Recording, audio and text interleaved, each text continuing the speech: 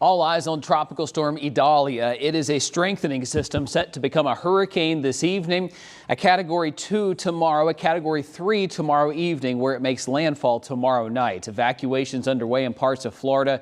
This is going to be a formidable storm with winds up to 115 miles per hour. Some of our computer models are showing it could be even higher than that in some locations. Let's show you where it's going because the track is south of us. That doesn't mean we're going to escape the impacts. This cone just shows you where the center of circulation is going to be. Well, it'll be breezy on Wednesday and it will be rainy at times, but it's strictly Wednesday. Wednesday morning conditions will ramp up, and then by Wednesday evening they're starting to go back down because the storm sits somewhere over here with most of the impacts out to sea at that point. So it's going to be a fast mover, which is good news, but it's going to put down a lot of rain in a short period of time. I want to show you this right now. I really believe this is going to be a hurricane at their next update. Very strong convection firing up on what's going to be an eye wall that's going to be exposed very soon. As I turn on the wind streams here, you can clearly see where that center of circulation is, and it co-locates with where the strongest storms are. And look at that, 22-foot waves. This thing's got some energy with it. Let's fast forward to when it makes landfall. Of course, storm surge and inland flooding, one of the most dangerous parts about a hurricane making landfall. And in this case, just north of Tampa Bay near Cedar Key, this thing's going to give storm surge values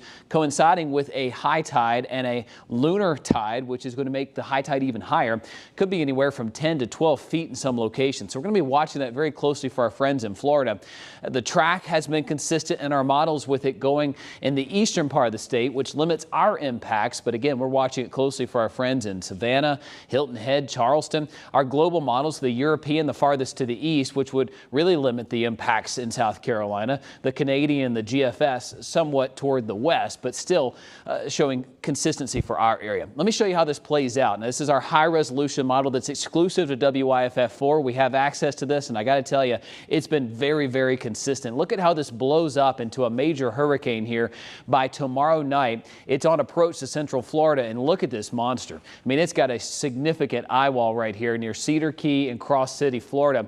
It quickly moves inland at about 6 a.m. on Wednesday morning, and then the rain out ahead of that starts to impact the Carolinas as we go throughout the day. Here's 3 p.m. This eye is over Savannah, Georgia, or just inland. It's moving toward the north here. Heavy rain from Charleston to Myrtle Beach. This is at 6 p.m. on Wednesday. We've got some showers and breezy conditions, but nothing severe. And then moving beyond that, Wednesday 9 p.m. we're clearing out. And then by 11 o'clock or 12 o'clock, we're done with the rain in South Carolina, and we wake up Thursday morning to sunshine and a cooler northerly breeze. Let me show you the wind forecast with this, because at landfall, this thing's going to be a monster. Look at this eye wall developing here, and the winds as it approaches get up to around 100 miles per hour. Peaks right now, this model is showing 122 miles per hour, which would put this just shy of Category 4 strength.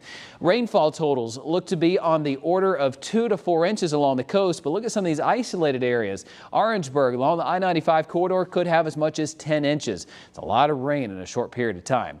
Locally, we've got a front moving into our area. The front causing some rain to be scattered but heavy where it's happening, and we'll have heavy downpours tonight. Thunder and lightning right now in Edneyville. Latest computer model shows we'll have some scattered downpours slide into the upstate later on this evening, 8, 9, 10 o'clock. Then they continue overnight here and there. And then tomorrow will be raining. Not all day. We'll have breaks, plenty of dry time here and there. But when it does rain, it's going to come down really hard and heavy for us. Let me show you wind speeds. As we get toward Wednesday, those gusts locally around Idalia get around 25 to 30 miles per hour by the evening hours. So your forecast, you wake up tomorrow morning to lower 70s as we go through tomorrow. Look for a high temperature of 82 in Greenville, 76 in Asheville. It'll start to get breezy late day as we are tracking the tropics in Idalia. So far, it's just going to be breezy with some showers. Not everybody gets the rain even.